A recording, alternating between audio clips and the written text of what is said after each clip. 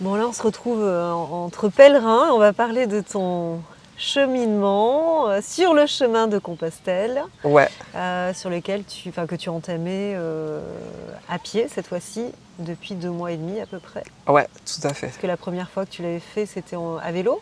Alors j'ai fait à vélo. En l'occurrence, je n'étais pas passé sur le chemin de Ok. Compostelle, mais enfin si, j'avais emprunté la voie de Tours, Ok. l'Eurovélo 3, du coup, qu'on Mm. appelle, qui monte jusqu'à Tours, de Bordeaux à Tours. Mais en tout cas, c'était moins un pèlerinage que là. À vélo, on va beaucoup plus vite. Ouais. Et donc, il y a 2 mois et demi, tu as entamé à pied le chemin de Compostelle. Qu'est-ce qui t'a poussé à faire ce chemin, à entamer ce chemin-là? À partir, ouais. Donc en fait, faut remonter à l'année dernière, hein, donc à la période de confinement, finalement, au Covid. Et au sortir, donc c'était au mois de mai, je crois, qu'on a été déconfinés, on était autorisé à sortir autour de chez nous, mais il y avait un Ouais. périmètre à pas dépasser de 100 km. Et donc moi, je voulais partir à vélo et je me suis dit, j'aimerais partir 4-5 jours, tu vois, j'avais posé des congés. Et en l'occurrence, à vélo, 100 km, c'est très vite dépassé en fait. Clair. Donc je me suis dit, bon, je vais partir à pied, comme ça je ne serais pas frustré, physiquement je pourrais bien me dépenser, tu vois, et je pourrais avancer au rythme que je veux. Donc je suis parti à pied et j'ai fait ce qu'on appelle un GRP, c'est-à-dire un chemin de grande randonnée de pays. Il y en a dans toutes les régions en fait, c'est des GR qui sont balisés en rouge et jaune en général. Donc j'ai fait le GRP autour de chez moi sur 4 jours et ça faisait 100 km. Donc du coup j'ai fait 25 km par jour. Super. Voilà. Et j'ai complètement redécouvert ma région en fait. Redécouvert pourquoi? Parce que je suis passé par des chemins que j'avais jamais vus. Parce que le fait d'être à pied nous fait être beaucoup plus en contact avec la nature. On est dans un rythme plus lent, donc on a le temps de contempler les choses. Plus en conscience, oui. Plus en conscience. On rencontre aussi beaucoup plus facilement les gens, on entre en contact beaucoup plus. Comparativement au vélo, hein, je parle du coup. Où quand tu es à vélo, tu es sur les routes déjà. Donc sur les routes, tu croises les voitures. Et quand tu es dans les villes, finalement, tu es à vélo, tu n'as pas le temps d'échanger un regard avec les personnes que tu croises. Que à pied, je sais pas, il y a une mise en lien qui est tout de suite présente, quoi. Quand tu croises un randonneur, on se dit bonjour, des fois on va commencer à entamer la discussion. Voilà. Beaucoup plus d'opportunités. Ouais, donc j'ai fait ces 4 jours et quand je suis rentré, je me suis dit je veux plus. C'est ça. Je veux On plus. en veut plus. Là j'ai commencé à goûter, maintenant je veux plus, quoi. On veut repartir à chaque fois très vite. Du coup, me voilà en train d'ouvrir mes cartes. Je me dis, ah là, il y a tel GR qui part dans le Tarn et tout. Je commence à me dire, ah ouais, je vais faire ça, ça. Bon, puis les semaines passent, puis je commence à penser au chemin de Compostelle. Je me dis, j'aimerais bien partir, ouais, ce serait pas mal de faire le chemin de Compostelle. Et donc, je commence à projeter. Pourquoi le j'achète la chemin de carte. Compostelle et pas un chemin de randonnée? Alors, le chemin de Compostelle, parce qu'il y avait la dimension du cheminement intérieur, pour moi, et que si je suis parti en itinérance, c'est avant tout pour ça. C'est avant tout pour ça. Et au fur et à mesure des semaines qui passaient, en fait, je me suis dit, j'aimerais bien faire finalement comme j'ai fait un peu en 2018, c'est-à-dire associer mon cheminement personnel intérieur au fait d'être au service des autres, ce qui me permettrait de partir plus longtemps. Et en l'occurrence, il se trouvait que ça faisait 1 an déjà que j'accompagnais des femmes atteintes d'endométriose, que l'étude expérimentale d'1 an que je m'étais donnée en fait arrivait à sa fin et qu'elle était plutôt positive. Donc je me suis dit, ça vaudrait le coup de faire connaître ma pratique, de pratiquer, d'aller soulager les personnes directement et d'associer ça à mon itinérance et à mon cheminement personnel. Donc me voilà en train de tracer mon parcours en France, parce que si je voulais faire comme en 2018, c'était un Tour de France.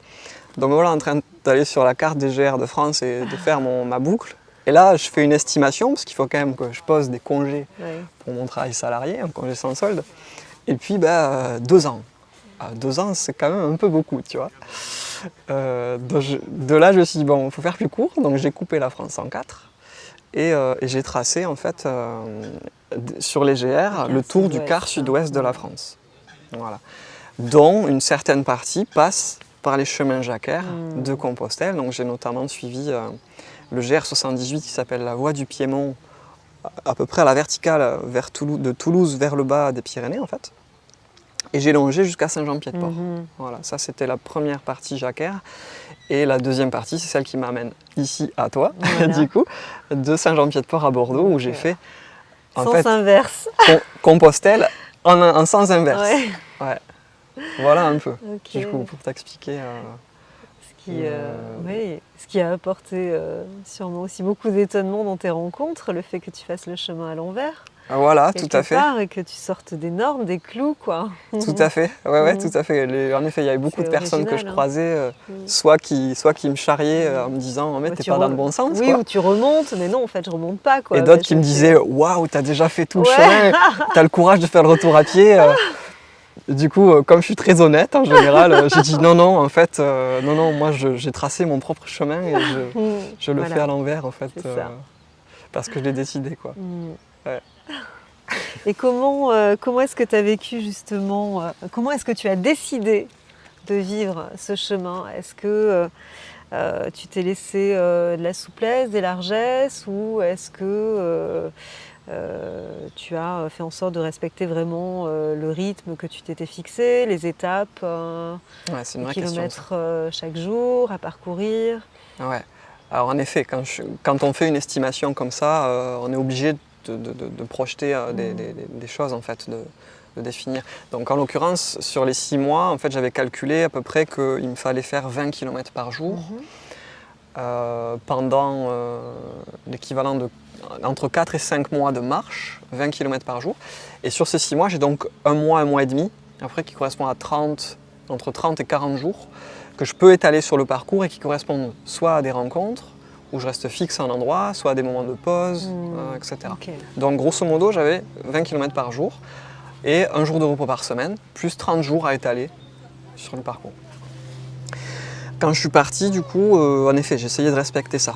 Donc il y avait vraiment volonté de suivre mon planning programme. Établi, quoi. Un programme établi. Ouais. Et quand j'arrive dans des grandes villes, c'est vrai que comme l'idée c'est de rencontrer des professionnels, c'est de faire des séances, faut fixer des choses un peu à minima, quoi. Donc au début, je me mettais beaucoup la pression sur ça et aussi sur la réservation des campings, des gîtes, savoir où j'allais dormir. Du coup, il fallait que je sache un peu en avance où je dormais. Donc le premier mois, vraiment, j'ai suivi ce besoin, parce que c'était un besoin aussi d'être rassuré, de savoir où je vais dormir.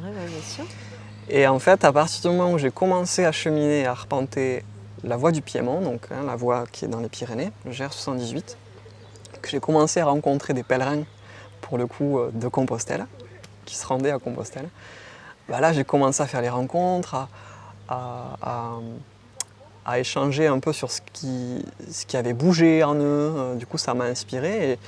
Et j'ai vu notamment qu'en fait, il y en avait beaucoup qui prévoyaient rien. Et que c'était ça qui faisait qu'ils avaient un chemin qui était magique, avec des rencontres parfois improbables, et qui fait qu'il y avait une intensité de vie magnifique, quoi. Donc à partir de là, je me suis dit, je vais moins programmer les choses. Ce qui fait qu'automatiquement aussi sur le kilométrage journalier, des fois, comme quand tu as une opportunité, tu t'arrêtes. Tu ne fais pas les kilomètres que tu avais a priori prévus. Donc ça a varié là-dessus. Et parfois aussi, quand tu prévois des fois de t'arrêter quelque part, finalement, tu décides de ne pas t'arrêter là et de continuer plus loin à l'étape d'après aussi. Et ça de continuer, arriver. Ça m'est arrivé. Et alors, pour moi, vraiment, ce qui est vraiment frappant par rapport à un exemple par rapport à ça, pour moi, c'est une merveilleuse rencontre que j'ai faite à côté de Saint-Palais, ou à Saint-Palais, en fait, donc, qui est au sud de Bordeaux, parce qu'il y en a deux. Oui, là, c'est celui qui est au sud. Pays Basque. Voilà, donc il y a notamment un hébergement, un gîte de pèlerins qui est un gîte franciscain. Et ça tombait que j'arrivais là le 9 août. Le 9 août, c'était la mise en place un peu plus sérieuse et étendue du pass sanitaire. Et, donc, c'est une vraie question, ça aussi, le pass sanitaire, là, pour les pèlerins. Pour le pèlerin, ça restreint beaucoup. Donc là, en l'occurrence, je n'avais pas le pass sanitaire. Et les hospitaliers étaient embêtés parce que je sentais vraiment qu'ils étaient embêtés de me refuser pour cette raison-là. Donc ils m'ont proposé d'aller faire un test à la pharmacie. Puis quand j'ai fait le chemin jusqu'à la pharmacie, je sais pas, je sentais qu'en moi, j'avais pas envie, en fait. Donc, je suis quand même allé à la pharmacie, puis la pharmacie me dit bah nous on fait pas de test, il faut aller à l'autre pharmacie. Bon, à partir de là, je me suis dit non, en fait, si je tombe là et que c'est pas. Non. C'est Donc, pas fluide. je suis retourné au gîte franciscain et je leur ai dit bah écoutez, non, en fait, je vais continuer. Donc, grâce au Covid, grâce à en ces tout cas restrictions, à ces restrictions, à la politique actuelle, si tu veux, ben, j'ai repris mon chemin et 30 minutes après, ben, je rencontre une cycliste, Hélène, en l'occurrence, on commence à discuter, ça se passe super bien, puis elle me pose la question, bah, finalement tu dors où ce soir et tout, sur le chemin? Ah ben j'ai dit écoute, en fait on vient de... Je comptais être à Saint-Palais et puis bah, finalement j'ai repris ma route, donc je vais dormir, je sais pas, un champ, je vais demander un terrain quelque part. Puis elle me dit bah si ça te dit, viens chez moi. excellent. Et puis voilà. Voilà, c'est ça Et donc aussi me la voilà, vie de pèlerin. me On voilà a du succès en rencontré tant que Hélène. pèlerin de Compostelle. C'est ça. Et, Ouais. et c'était fabuleux. On a passé une super soirée. On a fait Chaleur un jeu de société. humaine, Enfin, c'était juste génial. solidarité. C'était juste Tu génial. peux remercier aussi, tu peux te remercier aussi de t'être écouté justement. Voilà, Parce c'est que ça. les restrictions, d'accord, mais bon, tu aurais pu te soumettre finalement à ce test antigénique à la seconde pharmacie et puis voilà, te plier Ouais, aux règles aux règles, ouais. et rester finalement fidèle, loyal à ce que tu t'étais fixé au départ, alors que là tu t'es écouté Ouais, et finalement ça t'a permis de faire cette belle rencontre et de vivre autre chose, c'est ça. beaucoup plus joyeux. C'est ça. Et donc, si je retiens une chose, en tout cas une des grandes leçons du chemin sur ces 2 premiers mois, c'est qu'en effet, c'est important d'avoir une direction, mais c'est important d'écouter ses ressentis et de suivre les signes que nous envoie la vie aussi. Oui, donc les ressentis, effectivement, intérieurs, mais aussi d'être attentif aux signes, aux synchronicités, aux différentes choses qui peuvent se présenter et qui semblent nous indiquer tout autre chose. Ouais, tout à fait. Il y a des Ouais. choses comme En au tout début cas, un du... contournement, ou voilà. Ça peut être le chant d'un coucou, par exemple. Sur les premières semaines de marche, quand je suis parti, il y avait des coucous qui n'arrêtaient pas de chanter. Et il y a des choses toutes bêtes comme quand tu arrives à un croisement, finalement, tu as la facilité aussi qui est je sors mon téléphone, oui, je regarde ma regarder, carte IGN, et puis si j'ai un doute, ok, bon, la carte m'indique que c'est par là. Et en fait, j'avais remarqué que là où le coucou chantait, en fait, si je prenais juste le temps d'écouter un signe que la nature m'envoie, qu'on se dirait non, mais non, c'est pure folie, c'est en fait ce que tu dis. Mais non, en fait, c'est juste le coucou, il m'indique la bonne direction, quoi. Ouais.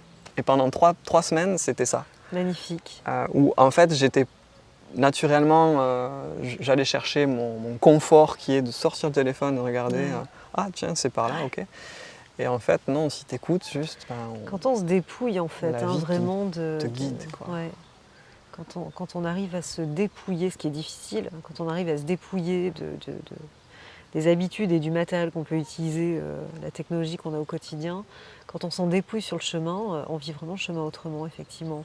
On est beaucoup plus attentif et conscient de ce qui nous entoure, et notamment, voilà, comme tu dis, des animaux, de ces signaux-là, du soleil aussi, de se diriger avec le soleil. Oui. À quelle heure il est? Ok, bon, on regarde le soleil, où est le soleil? On sait qu'on va au sud, on regarde aussi où est le soleil dans le ciel. Voilà, c'est quand on connaît un petit peu la nature, les plantes, on sait où la direction des arbres aussi, le vent, etc. En fait, on peut se diriger clairement avec la nature si on a un petit peu de connaissances et aussi d'intuition et d'écoute. Ouais. D'écoute. Voilà, pour moi, ça c'est assez nouveau, c'est quelque chose que j'essaie de prendre le temps de développer parce que c'est beau en fait. Et il y a autre chose en fait aussi, c'est que plus on se dépouille, plus on enlève en fait ces choses qui nous rassurent, comme le fait d'avoir le GPS ou ce genre de choses. En fait, on est beaucoup plus poussé à aller à la rencontre de l'autre aussi. On s'abandonne à l'émerveillement, quoi, en fait, à la surprise. À la surprise et à la rencontre, vraiment, j'insiste sur la rencontre parce que par exemple, la facilité, ce serait de me dire, ok, ce soir, je vais arriver là, ah, je vois qu'il y a un camping là, donc je vais appeler, je réserve, est-ce qu'il y a de la place, tac, tac. Et en fait, si je prends le temps de me rendre là-bas, je vais au camping, il n'y a pas de place. Ah, ok, il n'y a pas de place. ben, en fait, si je prends la peine après de demander juste à quelqu'un Ouais, autour, bien sûr. ah, je peux planter la tente chez vous et tout. Ah oui, pas de problème, bien sûr. Vous avez besoin d'eau et tout, ok, problème. Et puis arriver la nuit, oh ben finalement, vous voulez pas dormir sur le canapé dedans, rentrez, vous serez mieux, vous aurez moins froid. Et puis voilà, et puis on se met à manger ensemble, à Oui, bien discuter. sûr. Ah bah ça change le chemin, quoi. Le chemin n'est pas du tout le même, hein. Voilà. Alors que si tu avais réservé au Bien sûr. camping, bah tu aurais été tout Oui, seul bon, peut-être. tu aurais peut-être pu faire des rencontres au camping aussi, évidemment, mais c'est vrai que ça apporte une autre dimension, le fait de se laisser porter, le fait de se, de se lâcher un peu, de se foutre la paix avec, avec nos obligations et ce besoin de sécurité. C'est ça. Ouais, on est vraiment, ça permet vraiment de vivre l'expérience à fond, quoi. Et on rejoint beaucoup cette notion de se mettre en inconfort aussi. Et c'est en se mettant en inconfort que moi j'ai l'impression qu'on exprime la meilleure version de nous-mêmes aussi, d'une part, et qu'il y a une intensité de vie incomparable. Et puis ça permet aussi de renforcer la confiance en soi parce qu'on se rend compte qu'on est capable de faire face en fait aux imprévus. Hein, et donc là, on va connecter à ses ressources intérieures. Ok, il se passe ça, d'accord, bon là, c'était pas prévu comme ça. Comment est-ce que je peux faire pour faire en sorte que si j'ai pas de logement ce soir, ok, d'accord, bon, comment je fais? Donc là, on va puiser dans ses ressources intérieures. Donc il y a un dépassement de soi. Et là, on se découvre aussi à travers ça. Je me savais pas capable en fait de telle chose. Jusqu'à ce que j'y sois confrontée, quoi, en fait. C'est ça. Et c'est intéressant, je trouve que c'est intéressant de le vivre comme ça. On se découvre aussi. On se découvre énormément, oui. Ouais, c'est un chemin intérieur avant tout. Ouais, intérieur, vraiment. On est face à nous-mêmes. Ah là là, c'est tellement, c'est une expérience unique, ce chemin de Compostelle. Au-delà de la randonnée pédestre, il y a une énergie particulière sur ce chemin, je trouve. Il y a quand même une histoire, il y a une empreinte énergétique forte. Et je trouve que c'est intéressant de l'emprunter, de le vivre et de partager son expérience. Il y a quand même des expériences, des retours assez communs sur le côté extraordinaire du chemin. On vit finalement des choses différentes, mais les transformations ou les révélations qui naissent de ça, elles sont quand même assez similaires, quoi. C'est comme un chemin de révélation, je trouve. C'est une révélation, quoi. Ce cheminement, c'est une vraie révélation, je trouve. C'est ça.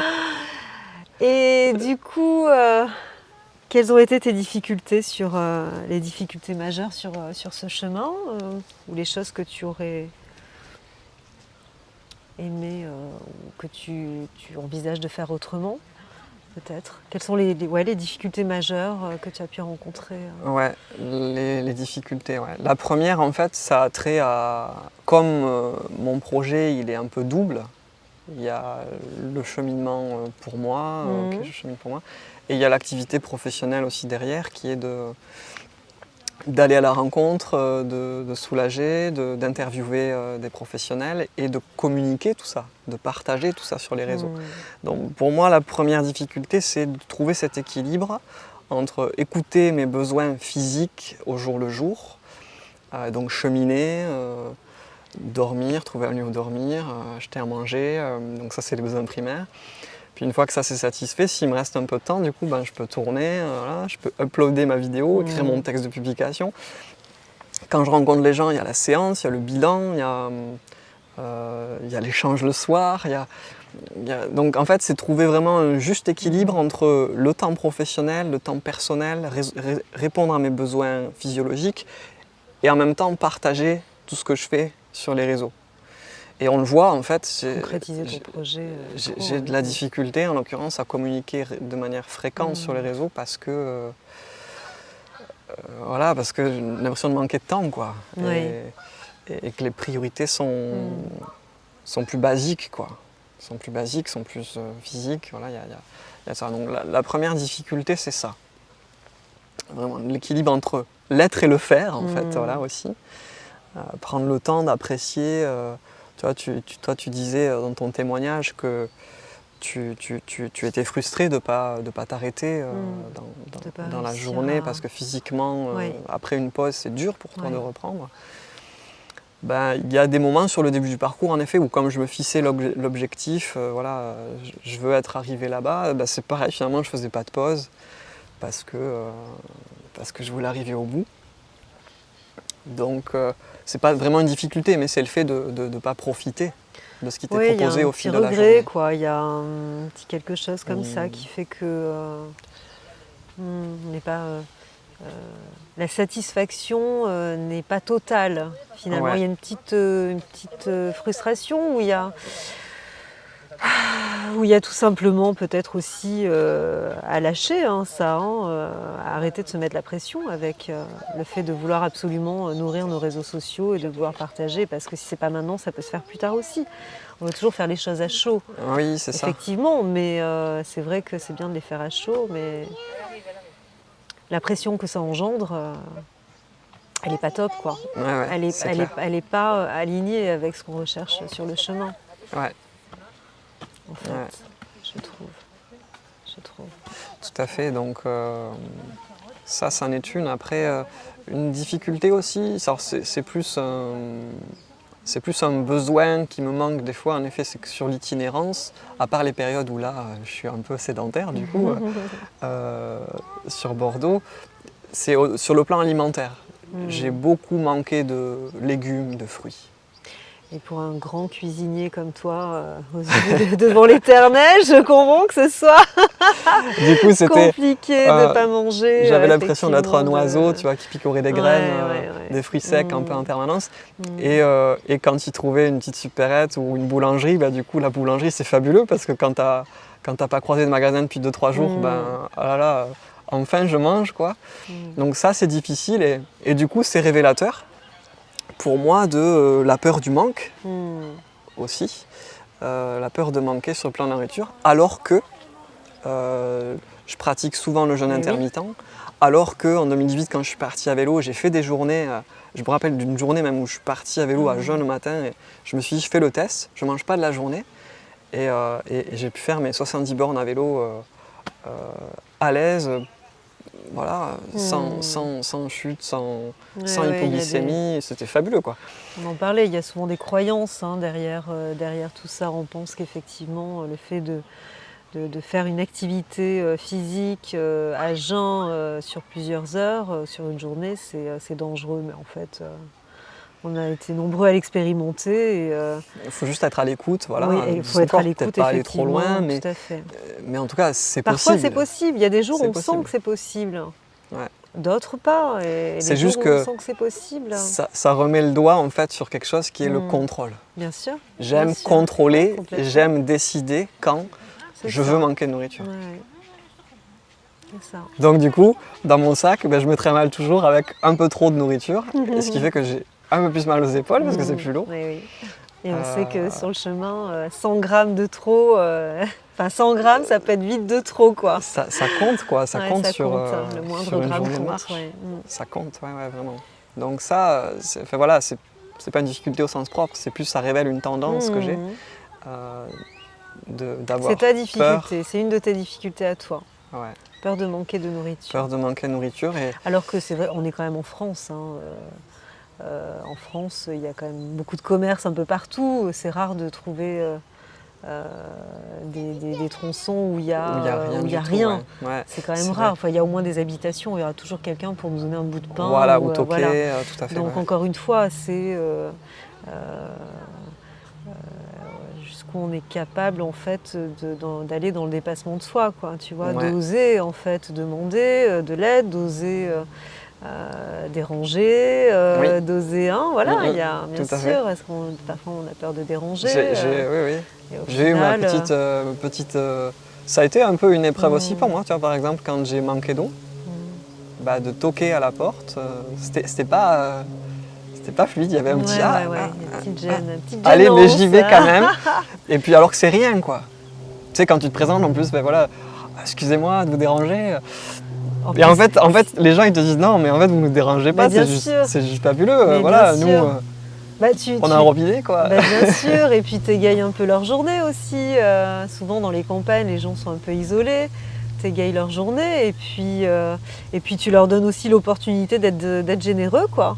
Oui, Donc, tout à fait. Tout à fait. C'est sympa. Tout à fait. Donc voilà les difficultés si je regarde.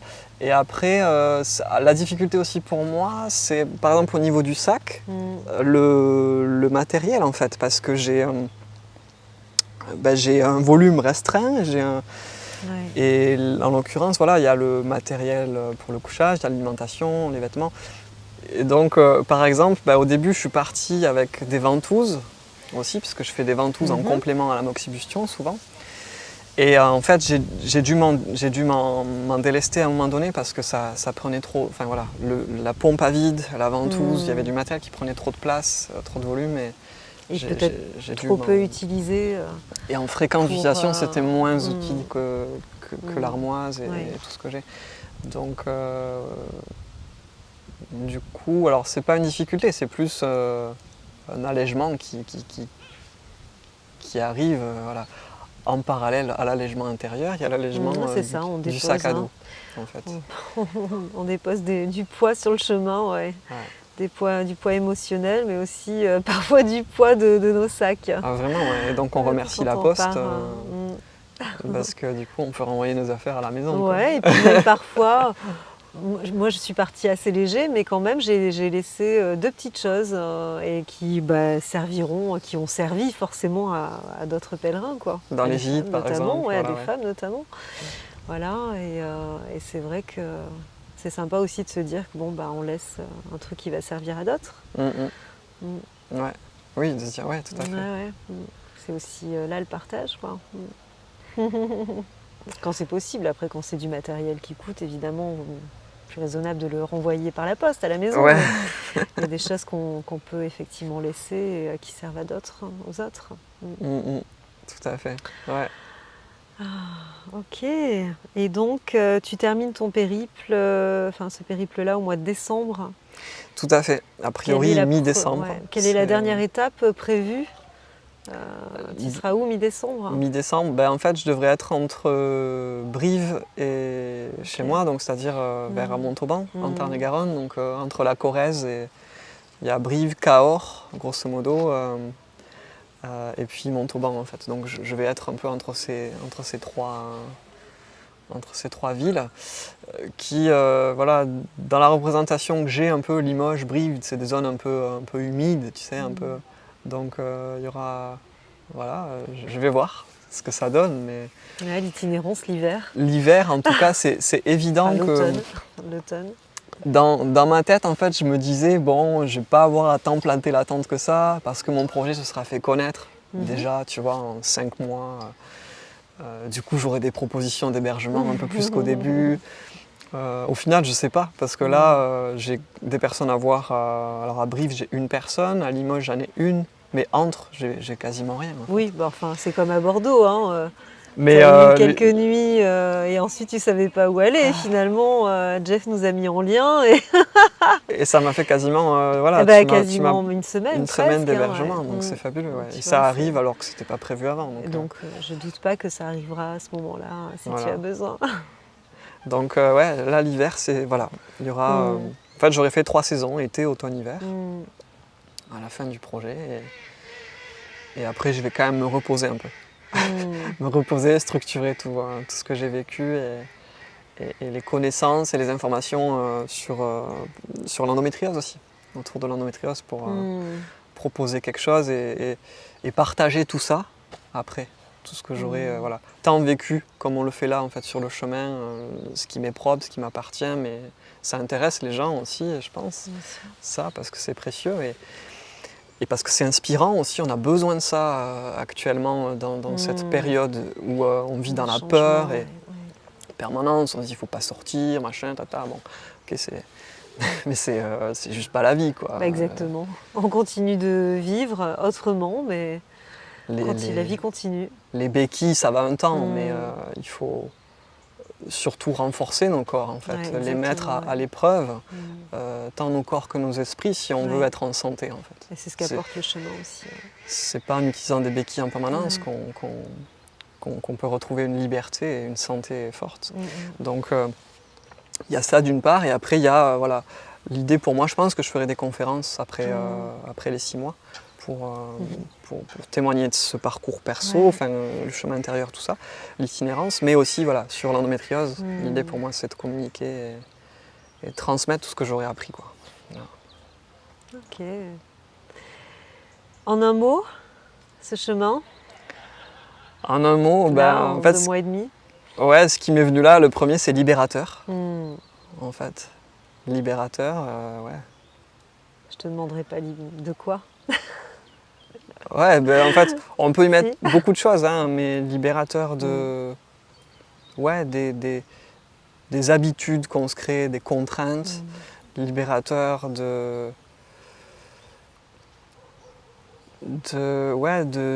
la façon de se comporter aussi. Tu vois, il y a comme. Comment dire? Comme s'il fallait être toujours bien, tu sais, pas brusquer les gens. Du coup, il y a Toujours impeccable, hein. ouais, une libération Toujours, par rapport à ça aussi. être à la hauteur, il y a un perfectionnisme derrière ça, ouais. Ouais, voilà. Un contrôle, hein, un excès de contrôle.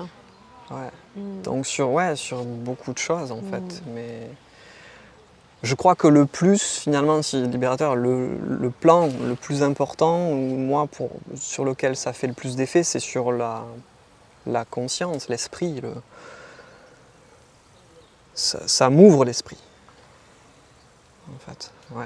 Ça m'ouvre l'esprit et je m'ouvre voilà, à toute cette nature qui est autour de moi, aux gens.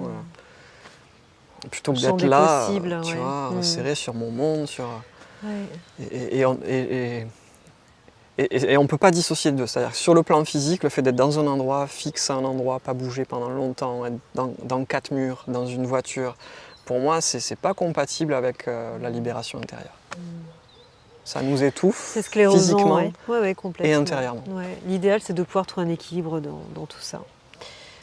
On en parlait. Hein. Un juste À équilibre. la fois d'avoir un lieu dans lequel se ressourcer, se reposer physiquement, et puis l'espace de la nature, du monde pour s'étendre, pour s'expanser.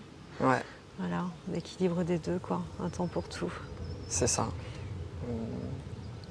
Ouais, on a besoin des deux. Ouais. Ok Gaëtan, tu voulais peut-être ajouter quelque chose? Un mot Bah, final? moi, j'ai juste envie de dire en fait aux personnes, Petit parce que message, ouais, il y en a pour beaucoup qui m'ont dit ceux qui nous écoutent. sur les réseaux, il y en a beaucoup qui m'ont dit ah, c'est inspirant, tu nous donnes du courage et tout. Et moi, j'aurais envie de dire juste passer à l'action, Ouais. quoi. Faut arrêter de se poser des questions sur ah, est-ce que j'ai la force, est-ce que je vais y arriver, qu'est-ce qu'il va en penser un tel. Non, faut y aller, quoi. Faut y aller. Ouais. On n'a plus le temps Et puis, c'est quand même, on est en France, on n'est pas en Afghanistan. Hein, y a tout en France. Hein, si on rencontre la moindre difficulté, si on n'arrivait éventuellement pas à faire face à une situation, on n'est pas seul au monde, au milieu du désert ou je ne sais où. Quoi. Oui, Il y a tout à toujours, fait. voilà, donc c'est aussi assez rassurant. Donc pour une première expérience, de partir seul, on est en France, donc ça va. Quoi. Quand on vit dans un pays comme le nôtre, bon. S'il y a un appel, en tout cas, voilà, s'il y a un appel, vers ça, c'est vraiment, vraiment. Allez-y, quoi, faut y foncez, aller. Ouais. c'est une expérience unique et transformatrice, ouais, vraiment. Et au-delà de ça, voilà, s'il y a un rêve en fait, s'il y a un rêve, même si c'est pas forcément lié à l'itinérance, de réaliser, voilà, je sais pas, un van, tu vois, Ouais, carrément. construire un truc. Faut vraiment mettre à profit cette énergie qui est là pour concrétiser ce rêve.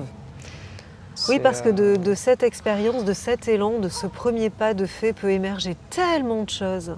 En fait, on n'a pas idée de tout ce qui peut émerger derrière. Et tant mieux d'ailleurs, parce que c'est aussi l'effet de surprise, le chemin, ce qui émerge du chemin. Mais quand on a le courage de faire ce premier pas, c'est fou, enfin, de voir combien la vie est généreuse en fait. Comment l'intendant suit, quoi. C'est fou. c'est la difficulté, c'est parfois de faire ce premier pas. Mais une fois qu'on a fait ce premier pas, qu'on est sur le chemin, alors là, c'est waouh. Moi, je me suis dit clairement, je sais pas toi, mais pourquoi je l'ai pas fait plus tôt, quoi. Bon, parce que il y a un temps pour tout, le temps est juste. Mais quand même, je me suis dit, mais pourquoi j'ai pas pensé plus tôt à faire ce chemin de Compostelle? Ah ouais. C'est dingue. Voilà. Mais ouais, la vie vraiment nous met des... Hop, une fois qu'on est lancé, il y a quelque chose qui nous accompagne. Quand on a l'impression de faire un pas, en fait, on se dit ouais, mais c'est faire un pas dans le vide. Mais en fait, non, la vie te met un stack, un support qu'il faut pas à pas. Tout ce dont tu as besoin sur le chemin pour y aller, quoi. Ouais. Et pour y aller gaiement. Et il y a besoin, voilà, de traverser cette peur du premier pas. Ouais. Ouais, la peur de l'inconnu, ouais. Mm. Qui ramène à la peur de la finitude, de la mort, en fait. Et non, mais le chemin, c'est vraiment un dépassement de soi. Vraiment un dépassement de soi. Génial. J'espère que ça va inspirer du monde. Oui, j'espère aussi. Et puis on aura l'occasion de se revoir, de faire bien sûr. D'autres vidéos. Avec plaisir. Avec d'autres révélations. Il suffit de le décider. Est-ce que tu veux nous parler de ton pactage? De mon pactage, ouais. Peut-être on coupe. Ok, et, ça marche. Comme ça, tu as la vidéo séparément. Merci Gaëtan pour ce moment, Ouais. ce partage. Merci à toi.